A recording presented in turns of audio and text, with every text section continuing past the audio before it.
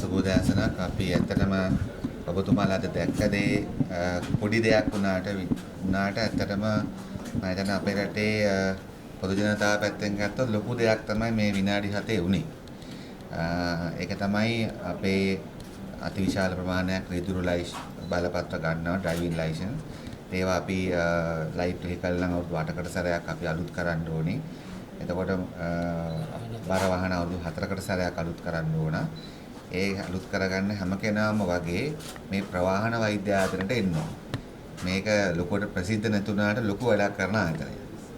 මොකද මුළු රටේම රියදුරන්ගේ ප්‍රමිතිය හදන තැනක් මෙතන. හැබැයි මෙතන දෙයක් තිබුණා. අපි මෙතන වෛද්‍ය සහතිකය ගන්නවා. අපේ උස බර මෙතන ડોක්ටර්ස්ලා ගොඩක් ඉන්නවා. දිස්ත්‍රික්ක 25 මන් මේකේ බ්‍රාන්චස් තියෙනවා. ඒගොල්ලන් සියලුම තොරතුරු ගන්නවා රියදුරෙක් වෙන කෙනෙක්. හැබැයි අලුත් කරගනිද්දි ලයිසන් එක ඒ කියන්නේ ඇඟිලි සලකුණ ලබා ගන්න මෝටර රථ ප්‍රවාහන කොමසාරිස් දෙපාර්තමේන්තුවට යන්න ඕනේ. ඒ වගේම ජනාධිපති අනුරසෝරා ජනාධිපතිලා අවුරුද්දක් පිරීම නිමිත්තෙන් NTMI එකෙන් රටට දෙන්න පුළුවන් තෑගි මොනවද කියලා අපි අහුවම සභාපතිතුමිය කිව්වේ මේක තමයි දෙන්න පුළුවන් ලොකුම තෑග්ග කියලා.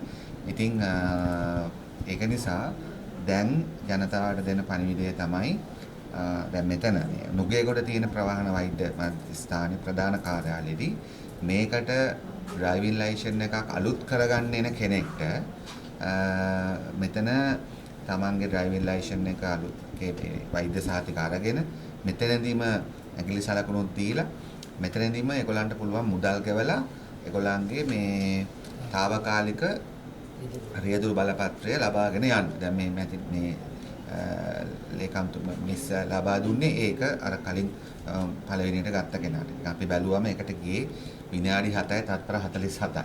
නැත්තම් ඔක දවසකනොත් බැරි වැඩක් මොකෝ මෙතනින් ගත්තට අතනින් අපොයින්ට්මන්ට්ස් ගන්න ඕන වේර හැරේ.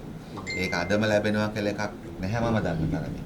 ඒ නිසා මම හිතන්නේ විනාඩි 7ක් තත්පර 47ක් ගියා වුණාට ඉස්සරහට මම හිතනවා මේ කොමසාරිස්තුමා විනාඩි 5කින් මෙතුමිලා ඒවට ගොඩාක් දක්ෂයි මේ ඇවිල්ලා ඉන්න අය. ඉතින් ඒක කරන්න පුළුවන්. ගන්න අපි හිතනවා ඉදිරි මාස කීපය වෙනකොට අපිට රටේ ගොඩක් ස්ථානවල මේ ඩිජිටලයිස් වෙලා තියෙන තැන්වල RNV එක විශේෂයෙන්ම NTM එක හැමතැනම ඩිජිටලයිස් වෙලා තියෙන්නේ.